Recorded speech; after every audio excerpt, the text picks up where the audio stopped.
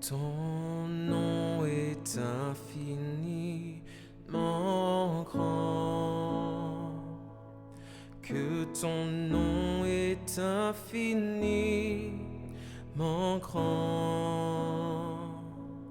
Ta majesté s'élève au-dessus des cieux, que ton nom est infiniment grand.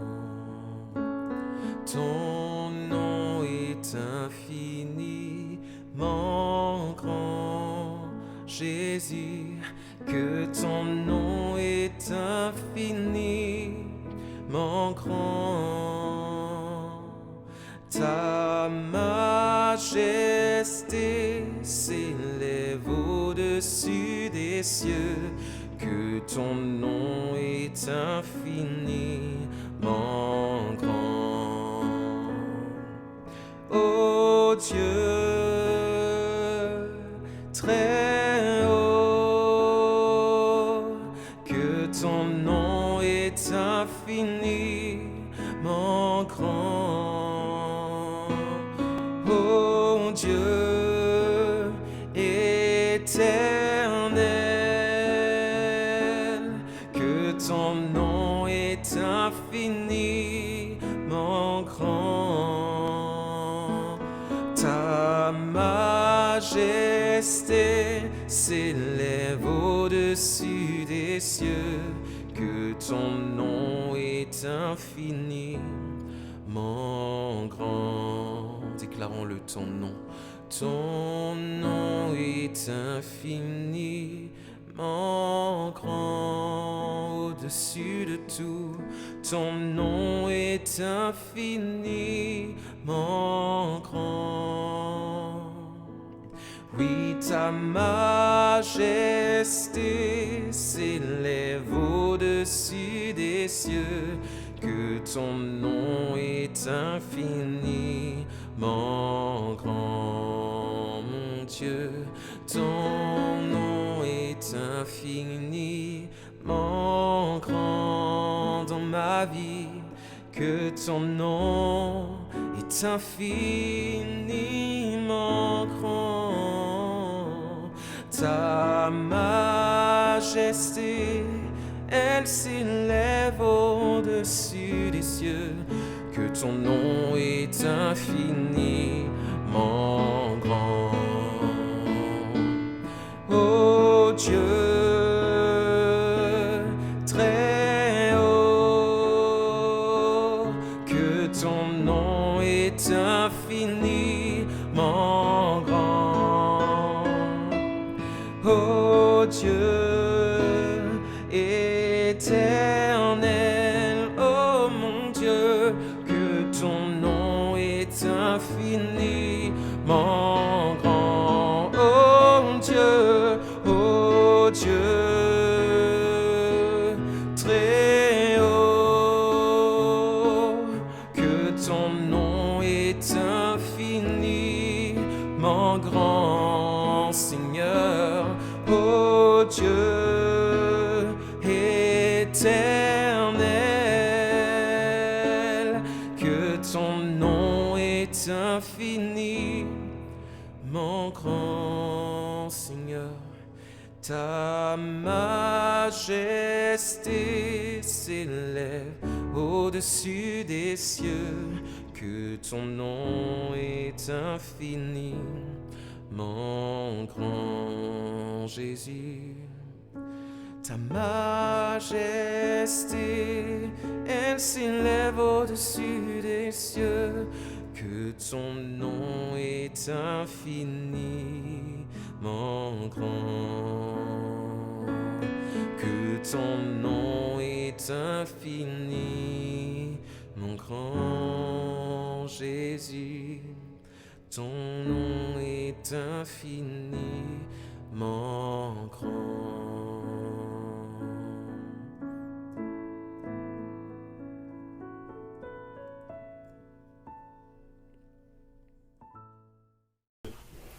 Bonjour, bonjour peuple de Dieu, bonjour bien-aimés frères et sœurs.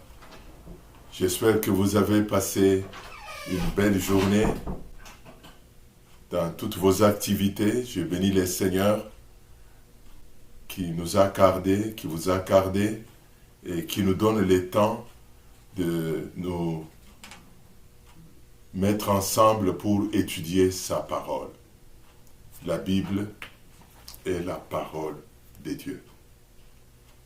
Dieu nous encourage à étudier sa parole. Et c'est tout ce que nous faisons chaque mercredi soir. Je voudrais saluer tous des frères et sœurs qui se sont réveillés en Afrique, dans l'océan Indien, aussi en Europe, et qui montrent leur intérêt vis-à-vis de la parole. Et vous d'ailleurs, de l'Amérique du Nord, vous venez du travail fatigué, vous avez donné à manger vite aux enfants, et vous voilà autour de la parole. Donc, la Bible est un livre inspiré, communiqué par le Saint-Esprit. Chaque fois que nous avons à plonger le regard à lire, allons vers le Saint-Esprit, dites Saint-Esprit, parle-moi, parle-moi. Prions ensemble. Notre Dieu, nous bénissons ton nom pour la grâce que tu nous donnes d'avoir ta parole dans nos mains. Nous prions pour que ton esprit ouvre nos cœurs, ouvre notre esprit humain pour saisir la pensée qu'il veut nous communiquer ce soir. Nous prions pour que tu nous donnes les cœurs des fils et des filles, les cœurs des disciples, les cœurs qui écoutent, les cœurs qui retiennent, les cœurs qui appliquent ta parole. Bénis cette soirée d'étude de ta parole au nom de Jésus. Amen.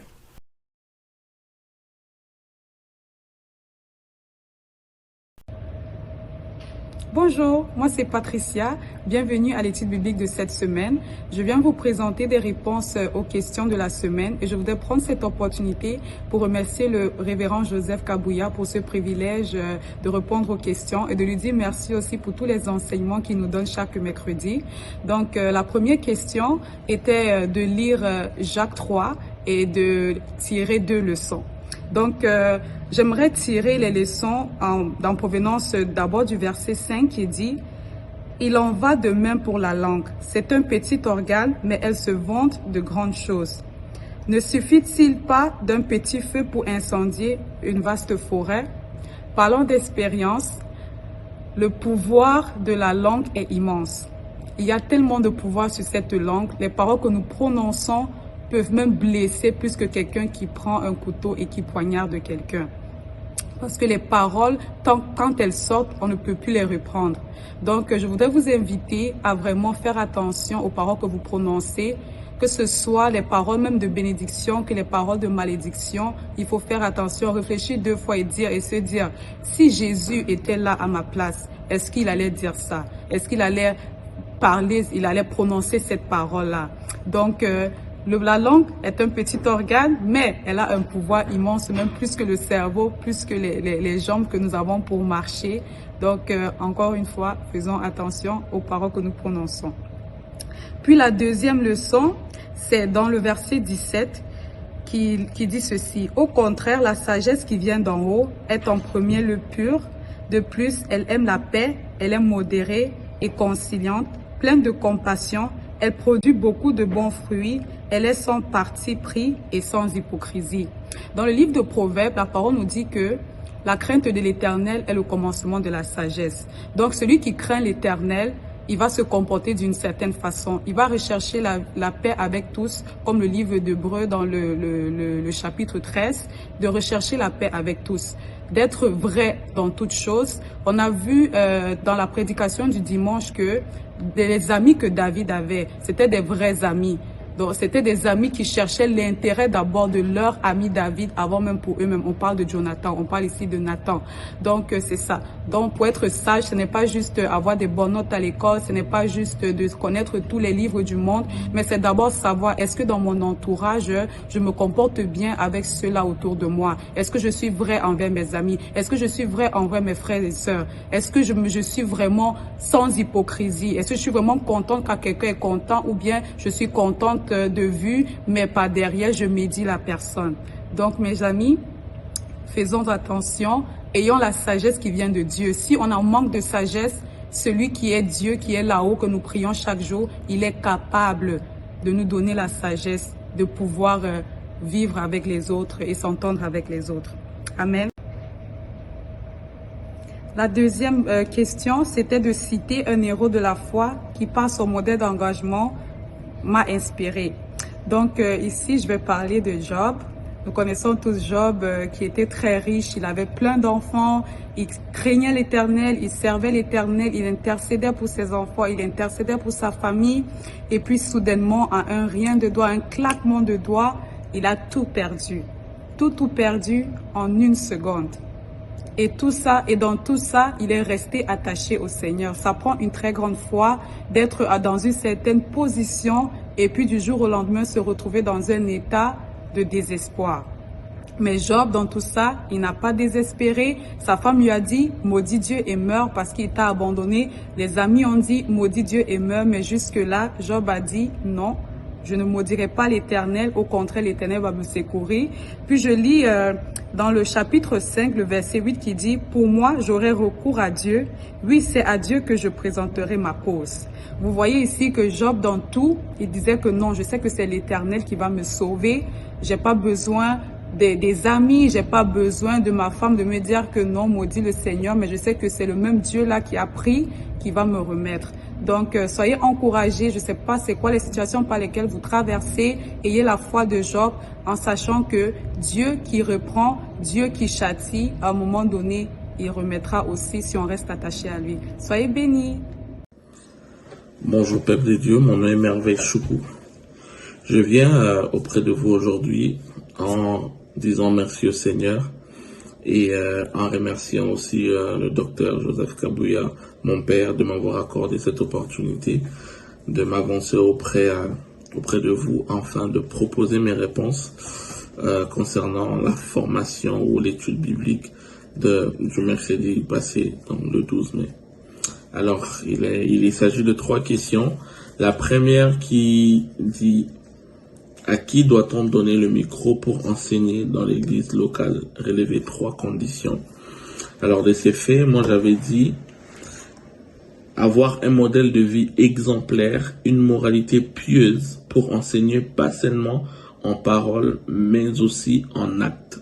Selon Tite 2, verset 6 qui dit « Exhorte de même le jeune Jean à être modéré, démontrant toi-même à tous égards un modèle de bonnes œuvres et donnant un enseignement pur et digne. » Et deuxième qualification ou condition que moi je demanderais à un enseignant de la parole dans l'église locale, d'avoir la simplicité des mots, la simplicité de langage. Selon 1 Corinthiens 2, verset 1 à 2, qui dit « Pour moi, frère, lorsque je suis allé chez vous, ce n'est pas avec une supériorité de langage ou de sagesse que je suis allé vous annoncer le témoignage des dieux.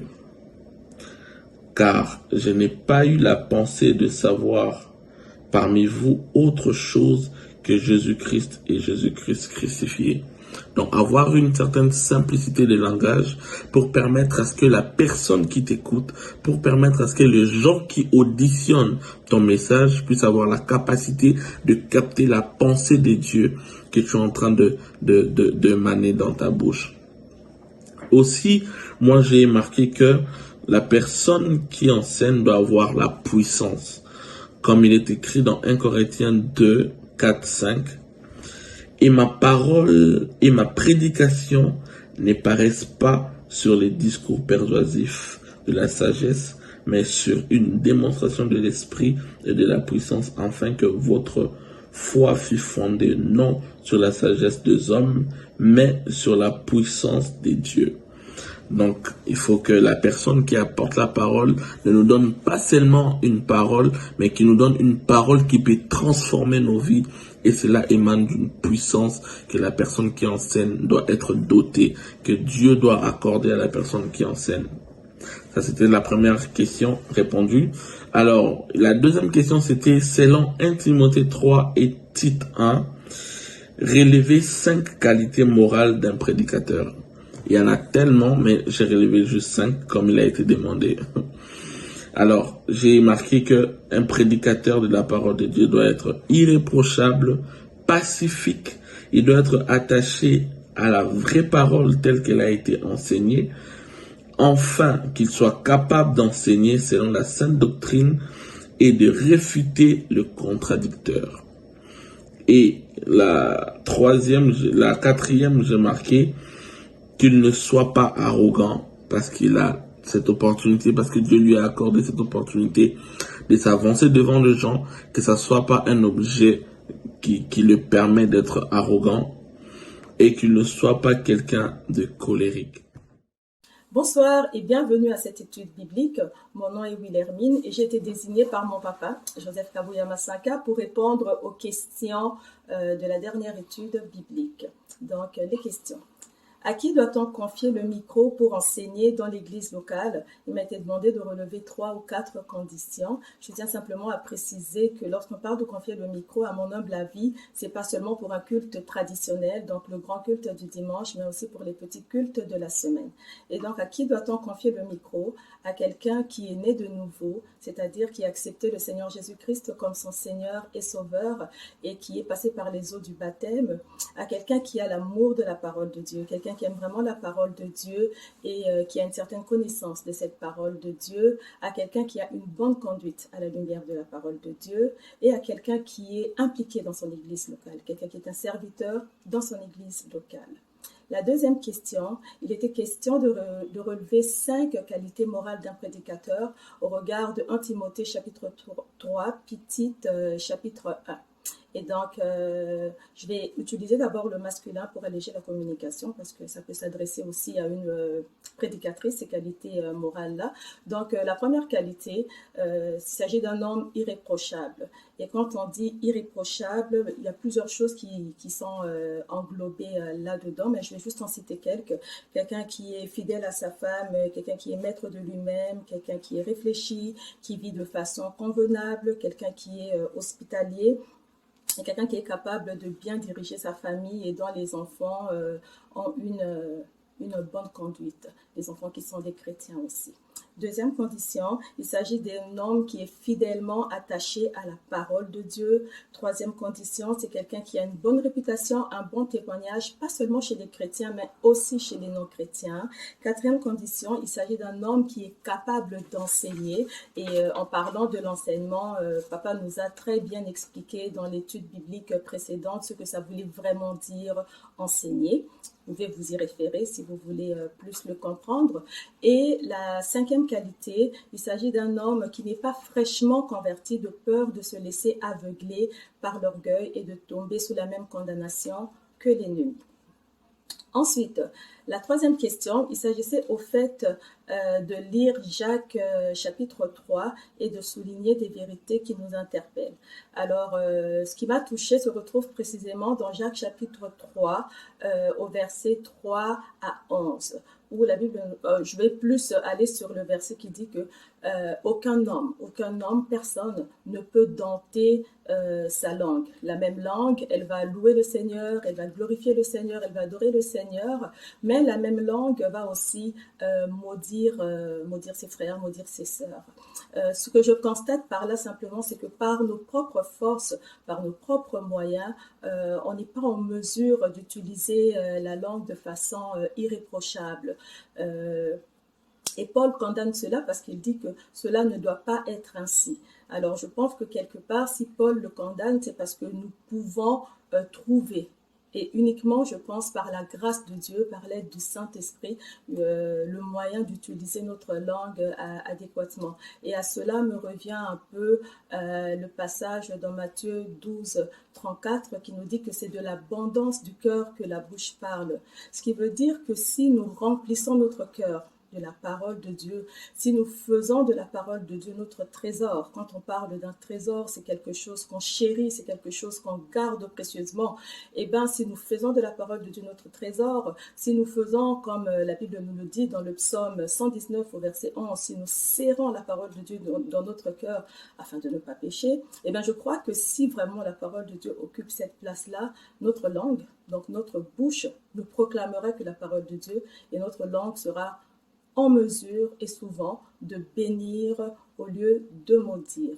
Donc, ce que je peux dire pour conclure, c'est que notre bouche, notre langue, nos paroles ne sont que le reflet de notre cœur, parce que nous ne disons que ce qu'il y a dans notre cœur. Alors, je nous encourage à examiner notre cœur, à le sonder et à le garder plus que toute autre chose, car c'est de lui que viennent les sources de la vie. Merci beaucoup, bonne étude biblique et que Dieu vous bénisse. Ok, merci beaucoup. Je voudrais rappeler que nous avons entrepris depuis quelques mois l'étude des livres de Jacques. Un livre merveilleux que nous découvrons au fur et à mesure. Un pasteur qui parle de la vie de l'Église, qui donne des conseils et des recommandations aux chrétiens pour mener une vie qui glorifie le Seigneur. Le thème qui nous a conduits jusqu'à date, les 7 fondements d'une vie chrétienne véritable. Soyez des vrais chrétiens. Ne faites pas semblant. N'imitez pas la vie chrétienne. Vivez la vie chrétienne en vrai. Mais comment la vivre en vrai? En vous nourrissant de la parole, en appliquant la parole. En appliquant la parole. Le nombre d'années dans l'Église n'importe peu. Mais ce qui intéresse Dieu, c'est l'intérêt que vous avez vis-à-vis de la parole, l'obéissance à la parole. Nous l'avons vu la semaine dernière, ne vous bornez pas seulement à écouter, mais à pratiquer la parole. Pratiquez-la comme individu, pratiquez la parole comme époux, comme épouse, comme citoyen dans la société, pratiquez la parole comme couple, pratiquez la parole comme jeune. La semaine dernière, nous avons commencé l'étude du chapitre 3, où l'apôtre Jacques donne une recommandation ferme et catégorique, qu'il n'y ait pas beaucoup de personnes qui s'élèvent avec la Bible en main comme enseignants. Nous avons dit, enseigner, c'est être maître, être pasteur, qu'il n'y ait pas beaucoup, parce qu'il y a un jugement. Nous allons continuer le même texte. Nous lisons dans Jacques chapitre 3, versets 1 à 12. Ouvrez votre Bible, s'il vous plaît. Mes frères et sœurs, qu'il n'y ait pas parmi vous un grand nombre de personnes qui se mettent à enseigner, car vous savez que nous serons jugés plus sévèrement. Nous bronchons tous de plusieurs manières. Si quelqu'un ne bronche point en parole, c'est un homme parfait, capable de tenir tout son corps en bride. Si nous mettons les morts dans la bouche des chevaux pour qu'ils nous obéissent, nous dirigeons aussi leur corps tout entier. Ainsi, même les navires qui sont si grands et qui poussent des vents impétueux sont dirigés par un très petit gouvernail au gré du pilote. De même, la langue est un petit membre et elle se vante de grandes choses. Voici comme un petit feu peut embraser une grande forêt. La langue aussi est un feu. C'est le monde de l'iniquité. La langue est placée parmi nos membres, souillant tous les corps et enflammant le cours de la vie, étant elle-même enflammée par la gêne. Verset 7. Toutes les espèces de bêtes et oiseaux, de reptiles et d'animaux marins sont domptées et ont été domptées par la nature humaine. Mais la langue aucun homme ne peut la dompter. C'est un mal qu'on ne peut pas réprimer. Elle est pleine d'un venin mortel, car par elle nous bénissons le Seigneur notre Père, et par elle nous maudissons les hommes faits à l'image de Dieu. De la même bouche sortent la bénédiction et la malédiction. Il ne faut pas, mes frères et sœurs, qu'il en soit ainsi. La source fait-elle jaillir par la même ouverture l'eau douce et l'eau amère? Un figuier, mes frères et sœurs, peut-il produire des olives ou une vigne de figues? De l'eau salée ne peut pas non plus produire de l'eau douce. Amen, amen. Oh, une série de conseils, une série de recommandations qui se rapportent à la langue. Les gros des chapitres portent sur les conseils que l'apôtre Jacques donne à chaque chrétien, comme s'il nous mettait en garde que beaucoup de choses qui circulent dans l'Église, qui peuvent empoisonner l'atmosphère de l'Église, rendre l'Église malade, émanent de ce que la langue dit ou de ce que la langue a dit et l'oreille entend. L'Église est une communauté de gens émanant des diverses couches de la société, les gens de diverses cultures, comme ici en Amérique du Nord. Nous avons dans notre assemblée 16 nationalités de gens ayant tout un parcours, ayant des différents backgrounds, occupant de diverses fonctions dans la société et vivant de diverses situations personnelles. Là où il y a les gens, ça se parle, ça se parle. Tout ce que les gens parlent n'édifie pas. Tout ce que les gens parlent n'amène pas de l'avant. Or, combien il est important de mettre une filtre à votre bouche, une filtre à votre oreille. Je dis bien mettre une filtre pour savoir ce que tu dis, pour savoir ce que tu entends. Dans l'Église, tout ce qui se dit, malheureusement, ne fait pas avancer. Il y a des choses qui sont dites qui ne sont pas vraies, mais que les gens n'ont pas eu le temps de vérifier. Les gens sont empoisonnés dans leur vie spirituelle et les gens ont même quitté l'Église. C'est ainsi que Jacques parle de l'Église de son temps. Faites attention à ce que tu dis, faites attention à ce que tu entends dans l'Église. On ne peut pas empêcher les gens à parler, mais c'est toi qui dois savoir ce que tu entends et ce que tu dis. Je commence par dire que l'enseignement concernant la langue remplit la Bible tout entière. De Genèse à l'Apocalypse, la Bible parle de ces petits membres qui est dans notre bouche. Regardons ensemble quelques textes bibliques, je vais les lire, concernant la langue. Vous allez prendre le temps de les noter, au besoin ouvrir votre Bible. Regardons dans les livres des Proverbes, au chapitre 10, au verset 19. La Bible dit, « Celui qui parle beaucoup ne manque pas de péché, mais celui qui retient ses lèvres est un homme prudent. » Wow. Celui qui parle, il dit tout ce qu'il voit, tout ce qui bouge, il le dit, tout ce qu'il se passe, il le rapporte, il le rapporte, il le raconte. Il dit, celui qui parle beaucoup, il ne sait même pas ce qu'il a dit. Et c'est que l'impact de ce qu'il a dit.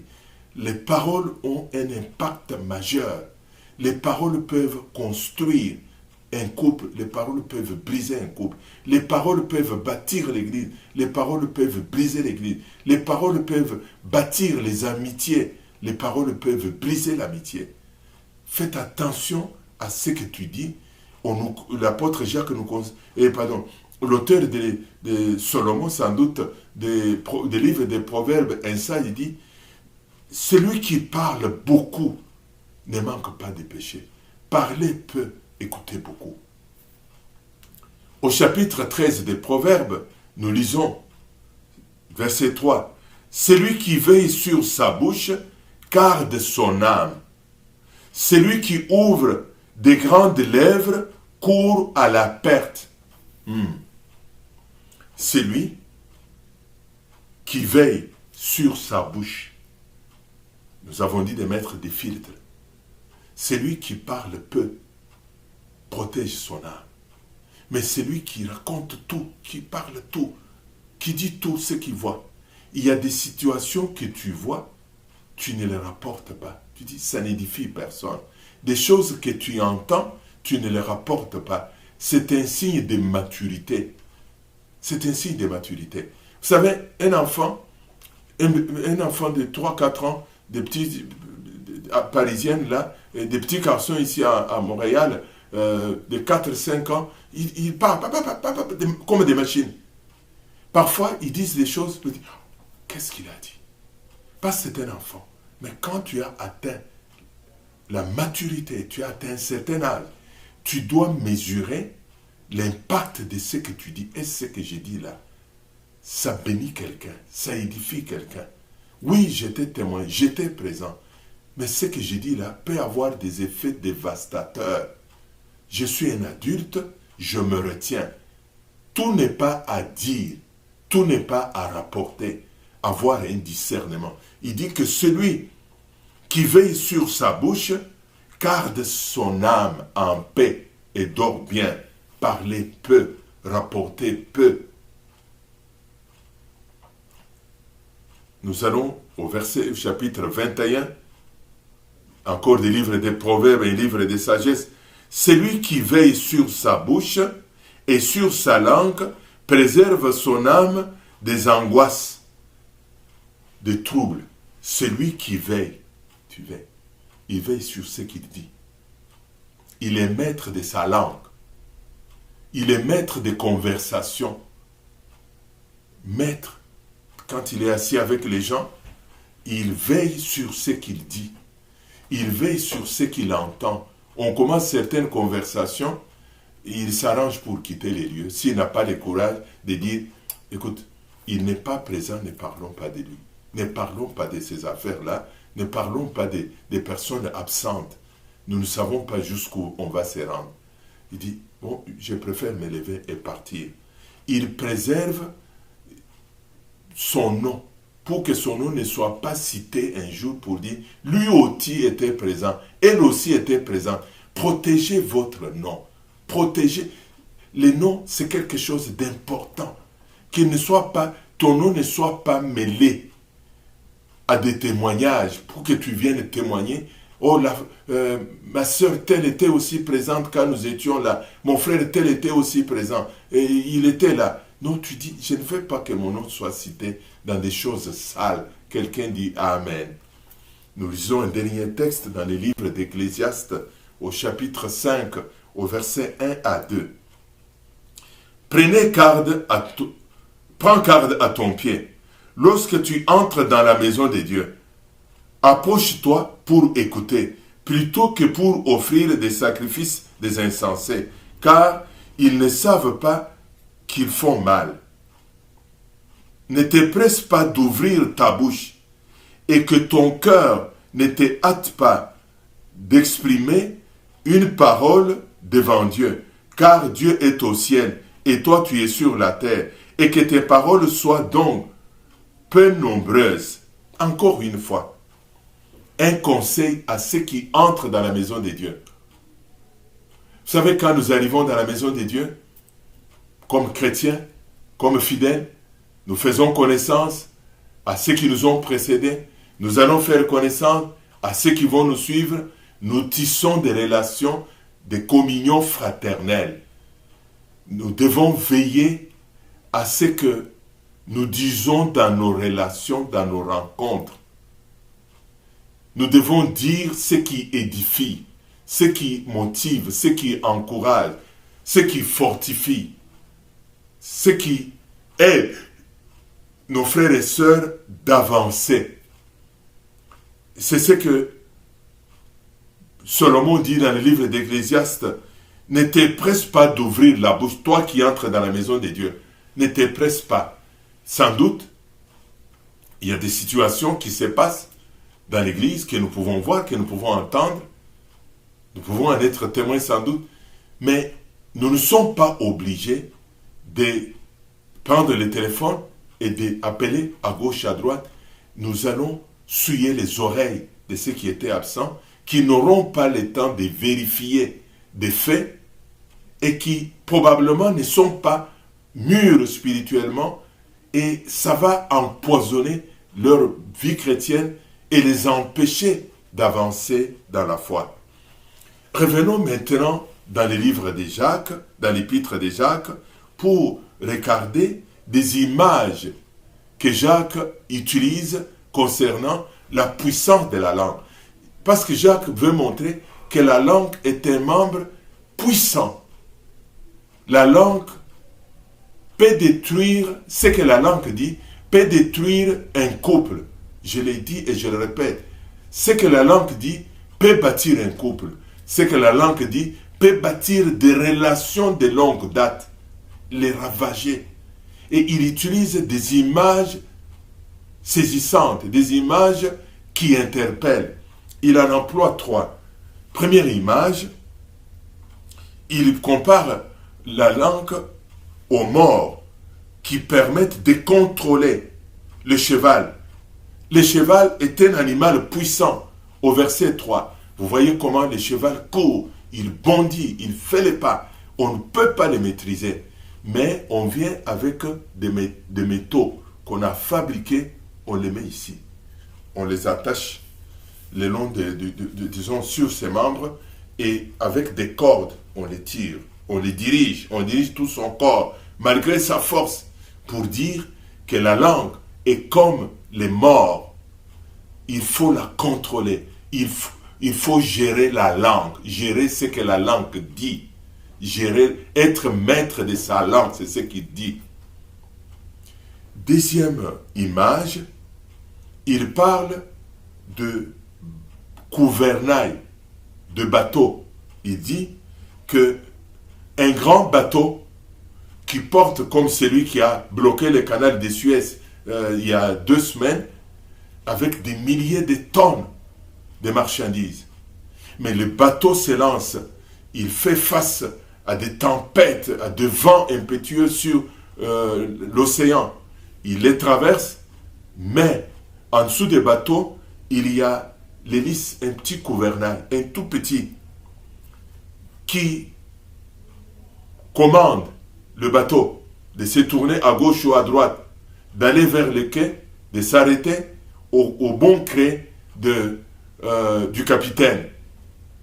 Et il les compare à une langue. Encore une fois, que la langue est un tout petit membre, mais qu'on ne peut pas laisser à la liberté, à l'air libre. Dire non, c'est ce que ma langue dit. Non, tu es maître de ta langue, des causeries que tu entretiens. Tu es maître de choisir quoi dire et quoi ne pas dire. Des noms des gens que tu cites, des noms des couples que tu cites, des noms de frères et sœurs dans la foi, des noms des serviteurs de Dieu que tu cites, tu es maître de dire ou de ne pas dire. Troisième image, il parle de la langue comme un petit feu, comme une tige d'allumette.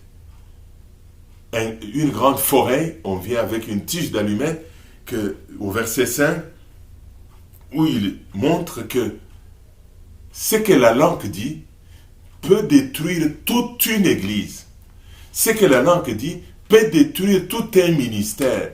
Vous pouvez dire des choses, quelqu'un peut dire des choses sur un serviteur de Dieu qui a travaillé toute sa vie, mais qui ne mesure pas l'impact de ses paroles, et il peut brûler toute sa carrière. Être responsable de sa langue, être responsable, c'est mettre des filtres. Je les vois avec des parents, il entend son petit garçon, sa petite fille, dans une conversation, citer les noms de quelqu'un, dit, tout petit, arrête, on ne parle pas des noms des gens. Ça, c'est une éducation c'est le rôle. Quand l'enfant a grandi, sachant que depuis le sein maternel, dans la maison familiale, les parents ne l'ont pas autorisé à citer des noms des gens, à entrer dans des conversations d'adultes. L'enfant grandira avec cette valeur toute sa vie.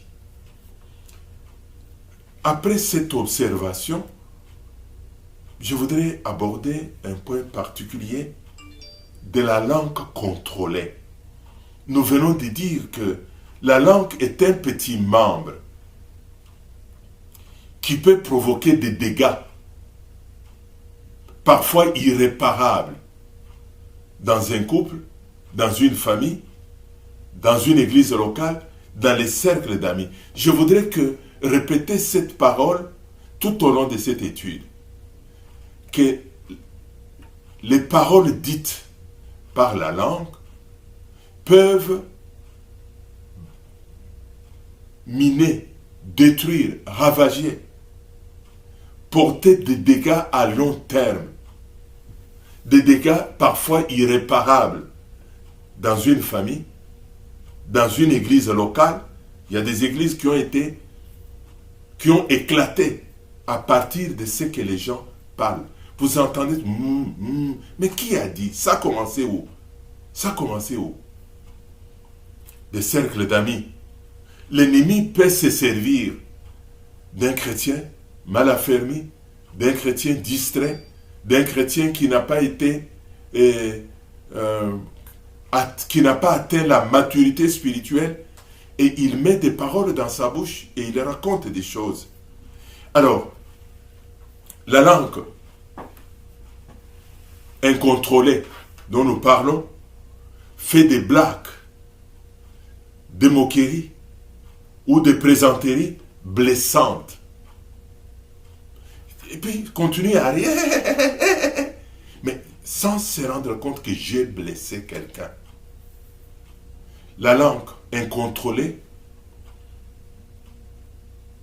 prononce des paroles de colportage. Colporter, c'est dire dans le dos de quelqu'un ce qu'on ne peut pas dire en face de lui. On dit des choses, quand on les voit venir, mais il vient. Quand on le voit venir, on change de conversation. Combien de chrétiens ont une conscience chargée pour avoir parlé de quelqu'un à son insu, mais quand on le voit venir, on l'embrasse. Ah, ma soeur, que Dieu te bénisse. Hein? Ah, mon frère, que Dieu te bénisse. Oh, j'ai vraiment pensé à toi. Nous avons prié pour toi. Mais on a changé de conversation. Mais on sait, la conscience dit, et tout ce que vous avez dit sur lui, pourquoi vous l'embrassez? La langue incontrôlée, critique. La langue incontrôlée, calomnie. La langue incontrôlée, elle rapporte des faux témoignages sans les vérifier, comme si c'était vrai, en affirmant, en rapportant aux nouveaux membres des choses qui se sont passées il y a de nombreuses années, qui ont été apportées devant le Seigneur, des choses pour lesquelles il y a eu demande de pardon, de réconciliation, et la page a été tournée. On continue à les rapporter à des nouveaux venus dans l'Église. Et toutes ces choses-là rendent l'atmosphère dans l'Église lourde, l'atmosphère invivable. Vous demandez, mais on ne voit pas la main de Dieu. On prie beaucoup, mais l'atmosphère est chargée de méfiance, d'incompréhension entre frères et sœurs, parce que les chrétiens parlent des choses sales les uns sur les autres, ou les choses sales sur leur pasteur ou sur leur église locale. Les chrétiens ont blessé les autres par ce qu'ils prétendent dire, ce sont des blagues. La langue est contrôlée. C'est une langue qui parle sans sagesse. Une langue qui n'a pas de retenue. Une langue livrée à elle-même. Nous disons la langue, on la contrôle. La langue, on la contrôle. Sois maître de ta langue. Jacques va aller plus loin. Nous voulons parler en deuxième lieu de la langue contrôlée. Une langue contrôlée, c'est une langue qui parle avec sagesse, qui mesure l'impact. Et c'est ce que je dis là. Qu'est-ce que ça peut avoir comme effet sur ceux qui m'entendent? Les gens, tu ne parles pas pour amuser en détruisant la vie d'un couple, la vie d'un frère, d'une sœur, en détruisant la vie de l'enfant de quelqu'un. Et les gens retiennent ce que tu as dit. Parler avec sagesse, c'est un signe de maturité que tu as grandi. Une langue contrôlée, c'est une langue qui prononce des paroles d'appréciation. Vous savez qu'il est facile de critiquer quelqu'un, mais il est difficile de l'apprécier. Vous savez, chacun de nous a des qualités et des défauts. Nous avons appris dans cette église pendant des années la dimension d'appréciation. Ne vois pas la vie de quelqu'un à travers ses fautes, à travers ses erreurs. Non. Regarde quelqu'un à travers ses qualités. Et apprécie quelqu'un à travers ses qualités, ça va lui permettre de s'amender, de s'améliorer. Nous avons dit, parler avec sagesse, apprécier quelqu'un, c'est savoir estimer. N'estimez pas quelqu'un quand il n'est pas là. N'appréciez pas quelqu'un quand il est mort. Appréciez pendant qu'il est vivant. Dites du bien de ton mari, c'est un homme présent dans ma vie, un homme qui me soutient, un homme responsable. Dites du bien de ta femme.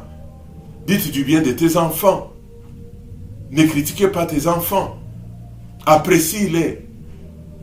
Il n'y a pas un enfant sans défaut. Nous avons dit, une langue contrôlée prononce des paroles de motivation. Oh, combien ça serait merveilleux dans cette église si nous nous mettons à nous motiver les uns les autres dans des tâches nobles. Vous savez, frères et sœurs, quand nous venons du dimanche, nous venons de traverser une longue semaine. Vous ne pouvez pas savoir ce que quelqu'un a traversé dans la semaine. La pression des factures à payer, la pression au travail, la pression dans la famille, les nouvelles qui sont venues de loin dans la famille, des nuits difficiles que quelqu'un a traversées. Quand il arrive dans l'église, il a besoin de voir des sourires, des visages rayonnants, des gens qui viennent avec joie l'encourager, le motiver, lui dire des bonnes choses. Nous avons laissé dans le monde les critiques, les jugements. Nous avons laissé dans le monde les diffamations, des faux témoignages. Nous venons dans l'église pour une nouvelle vie. Quelqu'un dit Amen. Une langue contrôlée est une langue qui prononce des paroles de conseil. Quand tu as vu une jeune fille avec une robe que tu n'as pas aimée ou je ne sais pas, peut-être c'est tout ce qu'elle a, au lieu de critiquer auprès d'une autre maman, la fille d'un tel ne salue pas les gens, tu vois comment il s'habille, ce n'est pas bon pour une maman. Parce que ta fille qui écoute ou ton fils va prendre le téléphone pendant que tu parles avec son cellulaire, il dit voici ce que maman dit de toi. C'est pas bon. L'enfant de l'autre, c'est ton enfant. N'allez pas en parler à quelqu'un d'autre. Tu appelles l'enfant après les cultes dans un coin. Ma fille, faites attention, une robe comme ça, voici. Mais qu'est-ce que tu as? Tu ne m'as pas salué aujourd'hui comme d'autres jours. On ne critique pas les enfants. Nous avons été nous-mêmes jeunes. Nous savons que nous sommes passés par des mêmes situations. Mais la jeunesse, vous savez, au milieu de cette génération, elle vit aussi ces moments difficiles. Elle a besoin de trouver des pères et des mères dans l'église. Mais non les gens qui les jugent, les gens qui les critiquent, les gens qui parlent mal. Tu vois comment il a coiffé. Je n'aime pas. Ce garçon-là est un voyou. Je ne veux pas qu'il appelle chez nous. Vous savez, mes enfants, je ne veux pas vous voir. Oh, l'enfant que vous dites est un voyou, probablement c'est votre futur gendre. On ne sait jamais dans la vie. La vie a des détours. Hein? La vie a des détours. Prenez le temps d'approcher de cet enfant sans nécessairement aller accuser son père. Donnez-lui des conseils. écoute mon jeune garçon, comment ça va? Ça va à l'école, ainsi de suite. Mais vous savez, prochainement, quand tu coiffes, où est-ce que tu te fais coiffer? Ok, je viens avec toi. Je viens te prendre. Mais quand tu veilleras ici, quand tu commences à accuser un jeune, il forme une carapace, il forme un mur. Donc nous avons dit qu'une langue contrôlée est une langue qui prononce des paroles d'encouragement. Encourageons-nous les uns les autres. Que l'encouragement, la motivation, l'appréciation, l'estime soit la qualité de vie de notre Église, soit la qualité de vie dans notre assemblée. En le faisant, c'est que les gens vont s'attacher à l'Église. En le faisant, les gens vont s'ouvrir. Les gens vont partager ce qu'ils ont, ce qu'ils vivent, ce qu'ils traversent. Mais lorsque la motivation, l'appréciation, les conseils, l'encouragement n'ont pas place dans la vie de l'église locale, c'est qu'il y a des critiques, il y a des murmures, il y a la médisance, il y a la diffamation, il y a des faux témoignages, il y a la provocation, et toutes ces choses-là vont prendre place dans la vie de l'église. L'église va connaître l'hémorragie. Il y a des gens qui disent, ah, je n'aime pas cet endroit, la prédication est bonne, la musique est bonne, mais les gens parlent beaucoup dans les dos des Indes. Moi, je n'aime pas des choses comme ça. Et les gens quittent l'église. Et finalement, ça sera toujours... Mais vous savez, dans cette église-là, les gens quittent. Hein, c'est comme une hémorragie. Les gens viennent et ils partent. Mais ils ne partent pas à cause de la prédication. La prédication est canon. Elle est nourrissante. Elle est bonne. Les gens quittent parce que il y a la médisance, il y a les critiques, il y a les jugements, il y a les reproches, il y a des insultes, il y a les mépris, il y a des choses qui n'honorent pas le Seigneur. Laissez-moi le dire dans d'autres termes. Je voudrais dire que un chrétien est une nouvelle créature. Nous venons à l'église pour changer. Écrivez-les en grand caractère. Nous écoutons la parole de Dieu pour changer. Même si dans mon éducation, dans ton éducation, la valeur de critiquer n'a pas été plantée par mes parents, la valeur de faux témoignages n'a pas été plantée par mes parents, la parole de colportage n'a pas été critiquée, même si ma mère ou mon père colportaient, mais quand je suis né de nouveau, le Père Céleste me donne une nouvelle éducation à la lumière de sa parole. À la lumière de sa parole. Un chrétien est un homme nouveau. Un chrétien est un homme nouveau. Nous venons à l'église pour changer nos valeurs, changer notre qualité de vie. Vous écoutez la parole, j'écoute la parole, il faut que je change. Il faut que je change. La parole de Dieu doit me transformer. C'est comme s'il faut dire que tu peux prendre 3-4 chrétiens nés de nouveau. On ne peut pas être chrétien sans être de nouveau. Tu les mets ensemble, c'est comme s'il faut dire qu'ils ont le même type de réaction, même type de langage, même type d'attitude, même tenue, même manière de se comporter, parce qu'ils sont nourris à la même source. La source qui est la parole de Dieu. Et je venais de le dire, je l'ai dit et je le répète, beaucoup de problèmes dans l'église sont dus à ce que les gens parlent, à ce que les gens entendent. J'invite l'église à nettoyer l'atmosphère spirituelle, comme l'apôtre Jacques nous le demande, de faire attention à ce que la langue dit, à ce que la langue rapporte. L'apôtre Paul va dans la même direction, Colossiens chapitre 4, au verset 5 jusqu'au verset 6. Je lis juste le verset 5 à cause du temps. Conduisez-vous avec sagesse envers ceux du dehors, et rachetez le temps, que votre parole soit toujours accompagnée de grâce, assaisonnée de sel, afin que vous sachiez comment il faut répondre à chacun. Wow. Quelle recommandation! que votre parole soit assaisonnée de sel. Votre parole soit douce, agréable, appréciable. Quand vous répondez, quand vous parlez, quand vous faites une observation, quand vous faites une remarque à quelqu'un, à un jeune, vous dites-le avec douceur, dites-le avec tact. Mais parce que cette personne a la maturité, cette personne est adulte, cette personne est intelligente, elle peut comprendre. Ne fais pas des remarques sans porter des camps. Va avec douceur, une main douce. Regarde comment Jésus corrige Pierre. Il a dit à Pierre, tu vas me renier. Pierre l'a renié. Pourtant, il a dit, je ne renierai pas. Quand Jésus vient, il trouve que Pierre a péché toute la nuit. Il est fatigué, il n'a pas de poisson. Jésus lui fait un miracle, il a les poissons. Et Pierre, il dit à Pierre, viens un peu de côté. Il l'isole et il va lui dire, m'aimes-tu? 3 fois, Pierre va se souvenir. Dieu nous demande d'avoir la sagesse pour faire des réprimandes, faire des corrections et faire des remarques. On voit qu'il y a une sagesse.